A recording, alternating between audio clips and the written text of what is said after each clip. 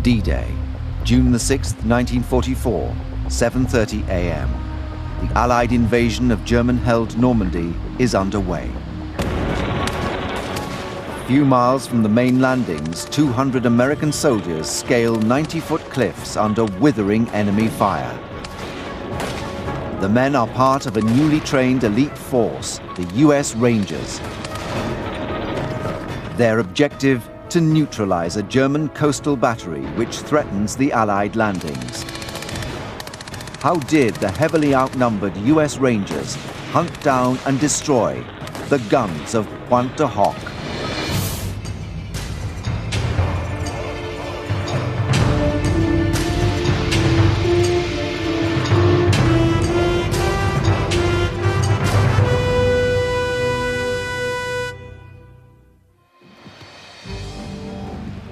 Preparations for the D-Day landing began in 1943. Allied Supreme Commander General Eisenhower selected the Normandy coast of German-occupied France rather than the more heavily defended Calais area. On the western flank, 8 miles apart, were the vital landing areas Omaha and Utah beaches. Separating them was the dominant natural feature of that coast, a rocky headland which jutted nearly half a mile into the English Channel.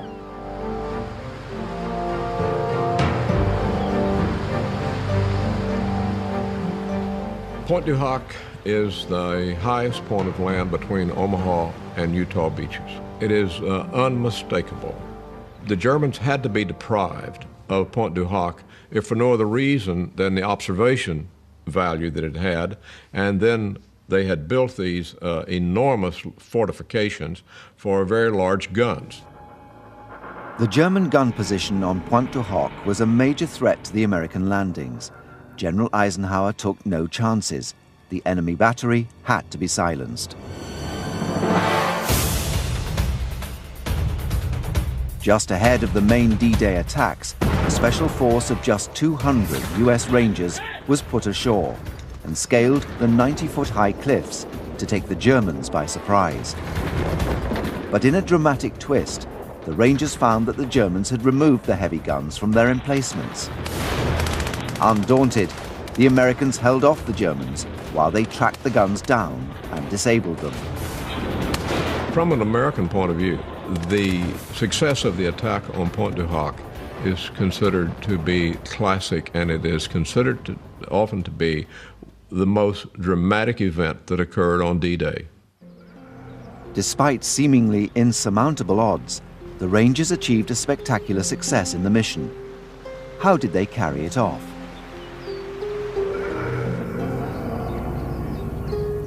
A team of specialists from Texas A&M University is attempting to find out more about the Rangers' victory. The Pointe Du Hoc site is now preserved, much as it was left at the end of the battle. The A&M team has an unprecedented opportunity to research the Rangers' mission on the very ground where it happened. There's an urgent need to conduct the research. It might be the last chance to study some of the remaining World War II buildings. One of the critical reasons for documenting the site at this time is that we learned that a number of the buildings are in danger of falling into the channel over the cliffs because of the erosion of the cliffs. We've come here to the observation post. This post is off limits to normal tourists because of the danger of falling over the cliffs. Working alongside A&M's vital investigation, battlefield detectives will carry out groundbreaking research to shed new light on the Rangers' extraordinary victory.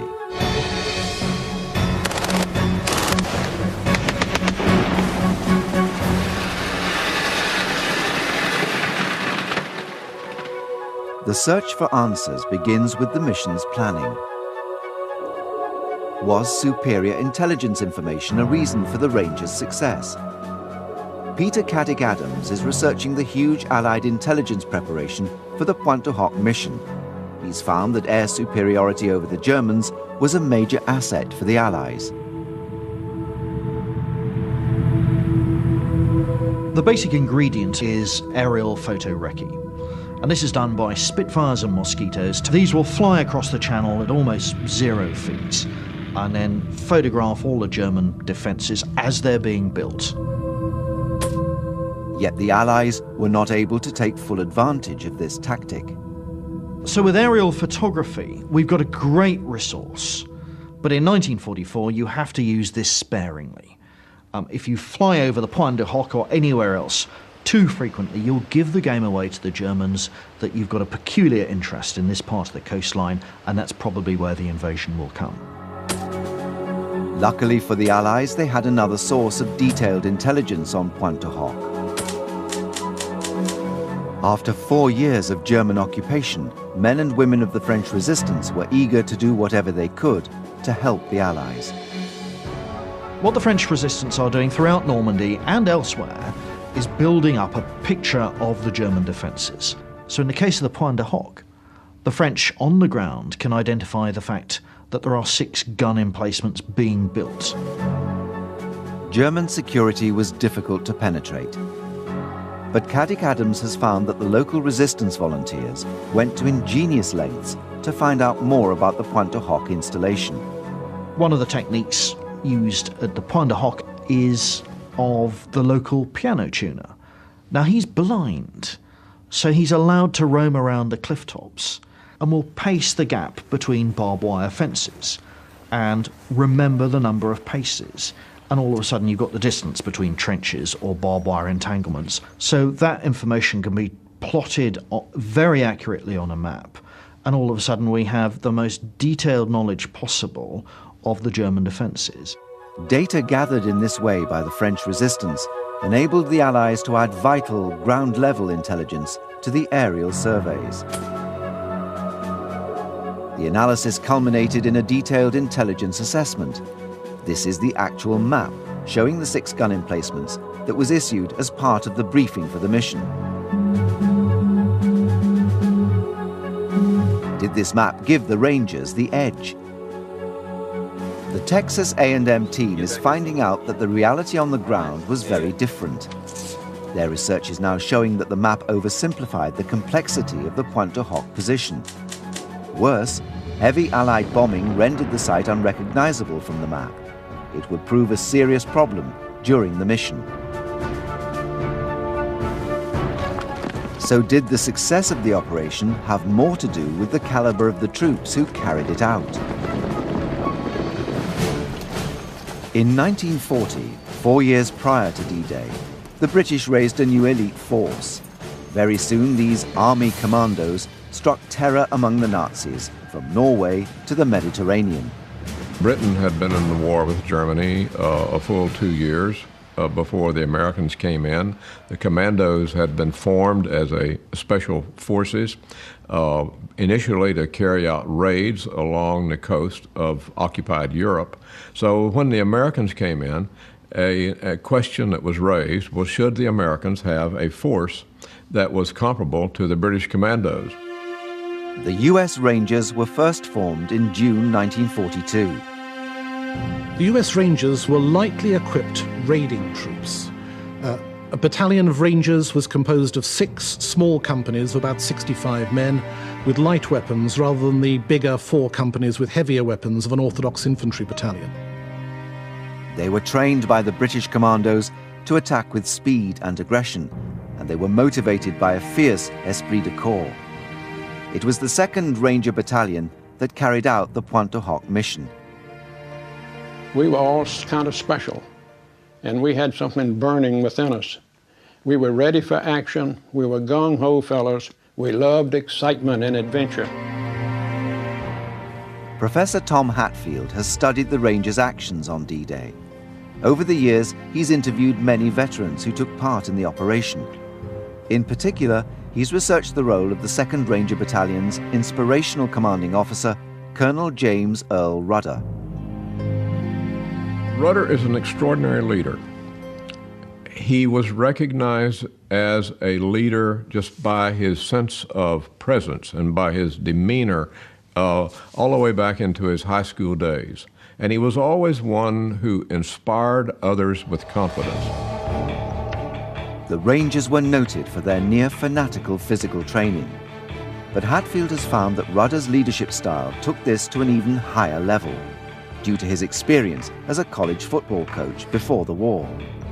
What his players remember most about him is not the games, but it's the hard conditioning under which he subjected them, and how confident they felt when they ran onto the field at the beginning of the game because of the conditioning and the preparation that Rudder had given them. Rudder knew that the 90-foot cliffs of Pointe Du Hoc would be a terrible obstacle, so he instigated an arduous training regimen, climbing cliffs all around the British coast. I mean, they not only scaled the cliffs along the coast of Cornwall, but they also went to the Isle of Wight, where cliffs are almost twice as high and which they are vertical. And so they had intensive training for scaling cliffs. This photograph shows the Rangers at Weymouth on the English coast, where thousands of American soldiers embarked for the mission they had trained for.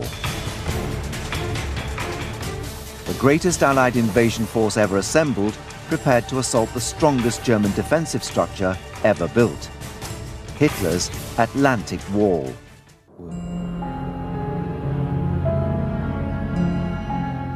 Pointe Du Hoc was part of the Atlantic Wall, the fortified coastline of Nazi-occupied Europe. It extended 1,200 miles from Norway to the south of France. It was not a single wall, as its name suggests. It was a chain of fortified gun positions, minefields, and beach defenses. Peter Doyle is a geologist who specializes in military history.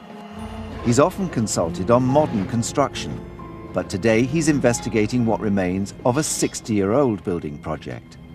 He wants to find out why the German defenses were not more effective against the Allies on D-Day. He's come to Ouistreham in Normandy, 15 miles east of Pointe Du Hoc. In 1944, this was a command and control center. Today, it's a museum, housing many documents relating to the construction of the Atlantic Wall.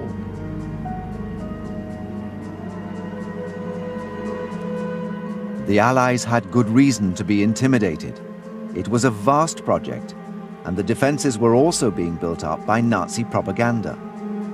Building the Atlantic Wall was probably the biggest civil engineering effort ever, certainly up till that time. The amount of people that had been engaged and in active building of concrete constructions, of putting in a whole series of fortifications on the beaches.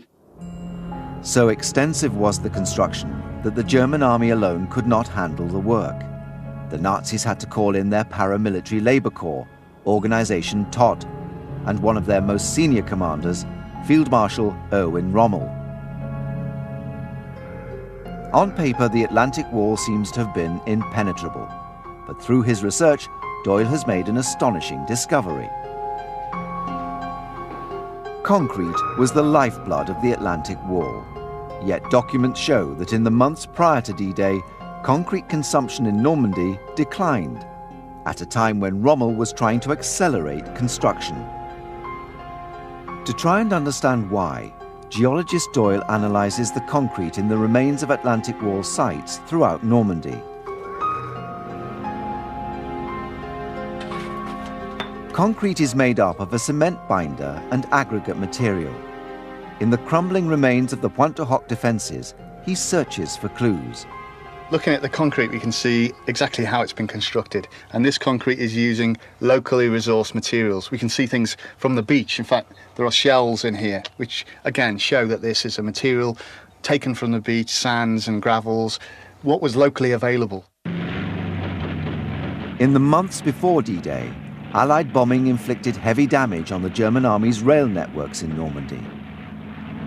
Concrete was one of the vital supplies that was cut off. The result was that German construction engineers had to resort to using inferior coastal aggregates in their concrete. Did this mean the Atlantic Wall was weaker than its intimidating appearance suggested? It's possible other research at Pointe Du Hoc may confirm this.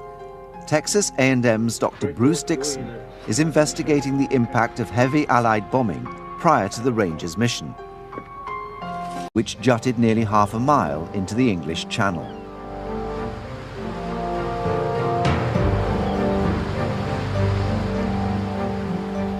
Pointe Du Hoc is the highest point of land between Omaha and Utah beaches.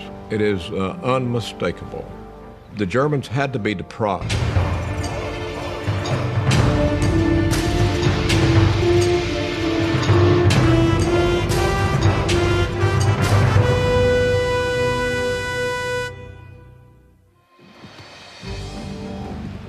Preparations for the D-Day landing began in 1943. Allied Supreme Commander General D-Day, June the 6th, 1944, 7:30 a.m. The Allied invasion of German-held Normandy is underway. A few miles from the main landings, 200 American soldiers scale 90-foot cliffs under withering enemy fire. The men are part of Eisenhower selected the Normandy coast of German-occupied France rather than the more heavily defended Calais area. On the western flank, 8 miles apart, were the vital landing areas Omaha and Utah beaches. Separating them was the dominant natural feature of that coast, a rocky headland of a newly trained elite force, the US Rangers. Their objective, to neutralize a German coastal battery which threatens the Allied landings. How did the heavily outnumbered US Rangers hunt down and destroy the guns of Pointe Du Hoc?